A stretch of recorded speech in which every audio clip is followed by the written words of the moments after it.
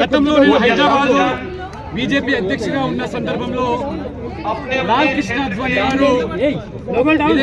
రామ మందిర నిర్మాణం కోసం రాముడు జన్మించినటువంటి ఆ యొక్క ప్రాంగణంలో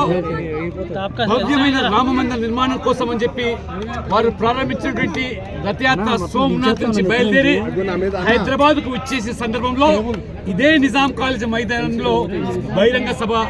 మరి ఆ రోజు నిర్వహించడం జరిగింది. మరి ఈరోజు ప్రధానమంత్రి నరేంద్ర మోడీ గారు మరి విశేష కృషి ద్వారా ఇవాళ ఒక భవ్యమైనటువంటి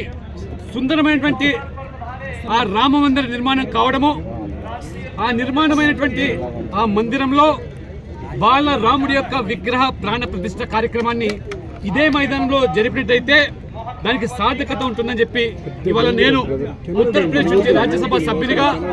భాగ్యనగర్ మూలవాసిగా ఇవాళ ఆ గొప్ప అవకాశాన్ని ఆ భగవంతుడు శ్రీరాముడు నాకు కల్పించడం వల్ల ఇవాళ ఎవరైతే ఇవాళ భక్తులు నేరుగా అయితే వెళ్ళి వీక్షించలేని పరిస్థితి ఉన్నదో, లేదా అనేక ప్రాంతాల్లో భాగ్యనగరంలో మరి బస్తీలలో కూడా మందిరాల వరకు చూసేటువంటి అవకాశం లేని ప్రాంతాల ప్రజలకు ఒక మెగా స్క్రీన్ ద్వారా ఇవాళ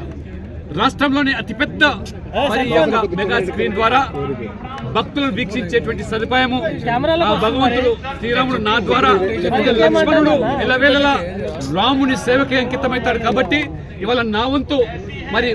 కర్తవ్యంగా బాధ్యతగా ఉత్తరప్రదేశ్ రాజ్యసభ సభ్యునిగా ఈ తెలంగాణ బిడ్డగా ఈరోజు నా యొక్క సేవలు ఈ భక్తులకు ఈ యొక్క మెగా స్క్రీన్ ఈ యొక్క లైవ్ కార్యక్రమాన్ని ప్రదర్శించి భక్తులు ఇవాళ పూర్తిగా వాళ్ళు మైమరిచిపోయారు. ఎందుకంటే ఇది సువర్ణాక్షరం లిఖించే రోజు ఇది. ఎందుకంటే ప్రపంచంలోనే అత్యంత మరి ఆధ్యాత్మిక కేంద్రంగా ఇవాళ అయోధ్య నగరం మారిపోతా ఉంది. ఇవాళ 500 సంవత్సరాల సుదీర్ఘ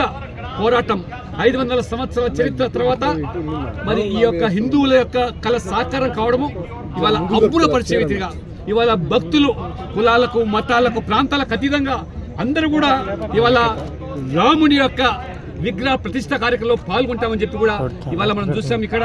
మైనార్టీ సోదరులు సైతం కూడా పెద్ద ఎత్తున స్వీట్లు పంపిణీ చేసి ఇవాళ రాముని యొక్క విగ్రహ ప్రతిష్టాపన జరిగిందంటే రామ రాజ్య స్థాపన కోసం. అందుకని ఇవాళ పార్టీలకు అతీతంగా అందరూ పాల్గొనాల్సిన అవసరం ఉన్నప్పుడు కూడా మళ్ళీ కొంతమంది